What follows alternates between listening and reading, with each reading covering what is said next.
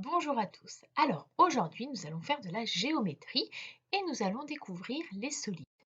L'objectif d'aujourd'hui est donc de découvrir les solides, d'apprendre le vocabulaire qui te permettra de les décrire et enfin d'en reconnaître certains. Lorsque tu entendras ce bruit, mets la vidéo en pause. Avant de se lancer dans la découverte des solides, il faut d'abord se rappeler des figures planes que nous avions travaillées en classe. Il y a donc le carré, qui a 4 côtés égaux et 4 angles droits. Le rectangle, qui a ses 4 angles droits et 2 côtés opposés égaux. Le triangle équilatéral, qui a ses 3 côtés de même longueur. Le pentagone, qui a ses 5 côtés de même longueur. Enfin, l'hexagone, qui a 6 côtés de même longueur. Et enfin, le cercle. Tu dois savoir aussi qu'un polygone est une figure plane fermée dont les côtés sont constitués de segments.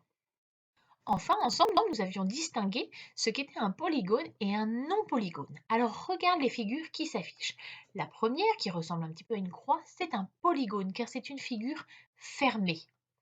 La deuxième figure, ce n'est pas un polygone, ce sont des segments, d'accord, mais ouverts, donc ce n'est pas un polygone. Et enfin, la dernière figure, une espèce de lune, ce n'est pas un polygone, car ses côtés ne sont pas constitués de segments. Maintenant, je vais te lancer un premier défi. Tu vas devoir chercher des objets chez toi que tu peux trouver dans ta maison, dans ton jardin peut-être, qui ressemblent à ces formes qui sont en train de s'afficher. Tu vas devoir chercher. Alors, as-tu trouvé des objets qui ressemblent aux formes que je t'ai montrées? Alors, regardons ensemble ce diaporama sur les solides et ce que tu as peut-être trouvé chez toi. Commençons tout d'abord par la sphère. Tu as peut-être trouvé des ballons. Le cube, des objets que nous utilisons souvent en classe, les dés, peut-être que tu as un Rubik's Cube chez toi. La pyramide. Peut-être que tu as trouvé des objets qui ressemblaient à une pyramide.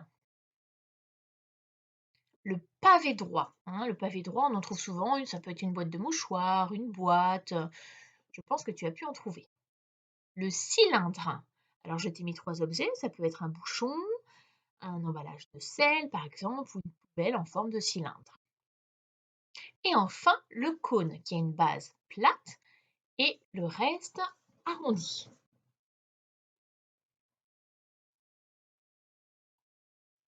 Alors, tous ces objets que nous avons vus sont des solides. Alors, un solide, si on résume, c'est une forme en 3 dimensions. Ça veut dire que cette forme n'est pas plate du tout. On peut la prendre dans sa main.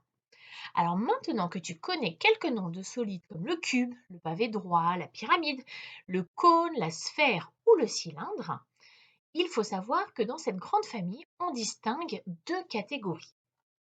Alors, les solides dont leurs faces sont des polygones, les formes que nous avions rappelées tout à l'heure, on les appelle les polyèdres. Et les autres, on va dire ceux qui peuvent rouler, on les appelle les non-polyèdres. Alors, regardons ensemble l'image. Dans la famille des polyèdres, tu vas retrouver la pyramide. Alors, la pyramide, elle a la particularité d'avoir 2 types de polygones qui la constituent. La base qui est un carré et ses faces qui sont des triangles. On a aussi le cube et le pavé droit.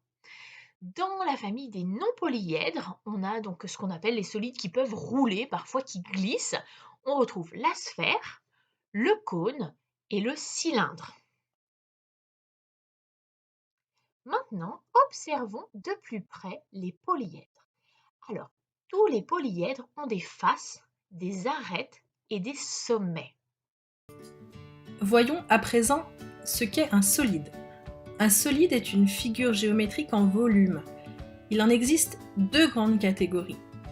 Les polyèdres, comme les 2 images qui viennent de s'afficher. Dans un polyèdre, toutes les faces sont constituées par des polygones, c'est-à-dire que toutes les faces pourraient être tracées à la règle. Et les non-polyèdres, comme les 2 images qui viennent de s'afficher. Dans les non-polyèdres, toutes les faces ne sont pas des polygones. On voit ici que certaines des faces sont arrondies. Alors, j'espère que c'est un peu plus clair cette notion de solide, d'accord?